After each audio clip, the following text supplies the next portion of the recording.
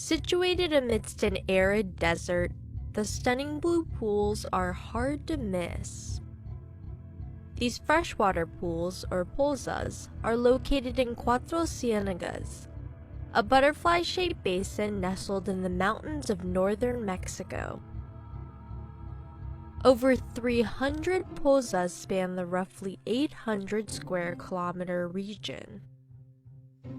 The area is teeming with biodiversity. A unique box turtle and other one-of-a-kind vertebrates drew researchers to the area in the 1960s.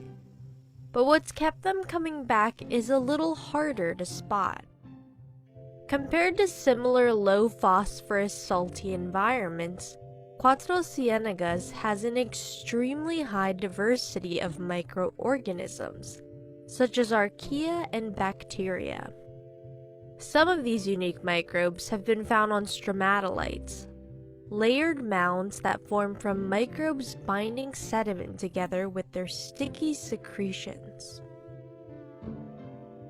Stromatolites dominated coastlines over 3.5 billion years ago, and were one of the first visible signs of life on early Earth.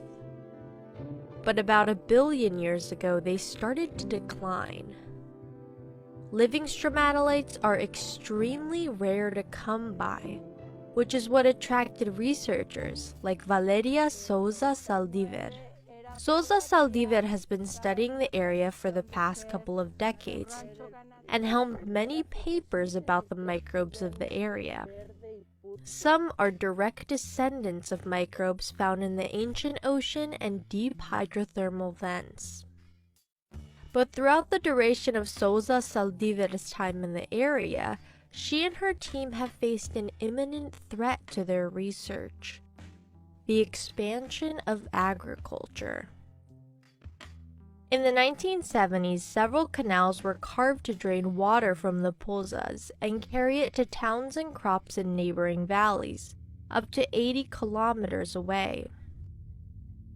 In the 2000s, alfalfa fields were planted adjacent to the pozas, drawing more water from the aquifer underneath with illegal wells.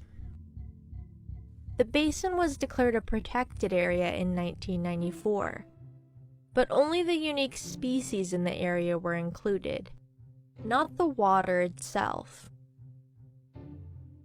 Over 90% of the marshes have disappeared, as well as El Churince, a 3-poza system. It dried up in 2016. In a race against the clock, Souza Saldivar and her team sampled as much as possible from the pools before 2016. Collaborating with over 100 researchers, they published more than 50 papers with data collected from El Churince. What they found helped them learn more about the history of Cuatro Ciénegas. They sequenced the genome of bacillus bacteria living there and discovered links to 2 ancient ancestors, from 680 million years ago and 160 million years ago. Those dates could be linked to the breakup of supercontinents Pangaea and Rodinia, when the area was situated in a marine environment and the ancestral bacteria could have established themselves. The pozas themselves have formed more recently, on the scale of thousands of years, not millions. Active faults help push the water up from beneath the basin, and as it rises, it likely passes through ancient sediments, collecting minerals and microbes.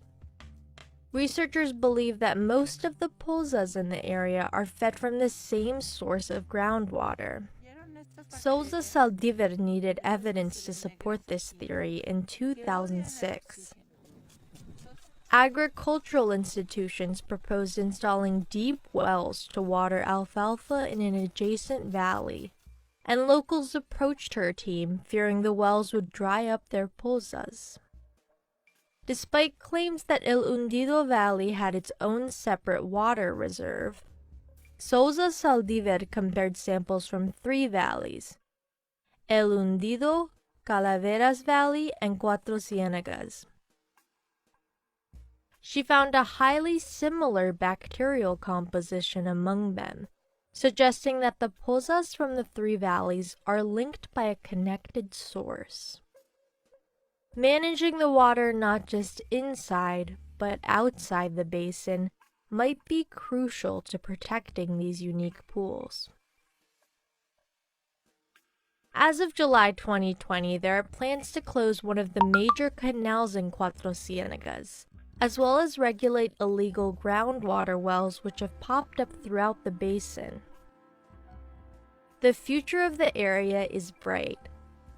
Souza Saldivar and her team have been training local students how to sample and analyze the pozas, leaving them with the tools to continue to protect this place for decades to come.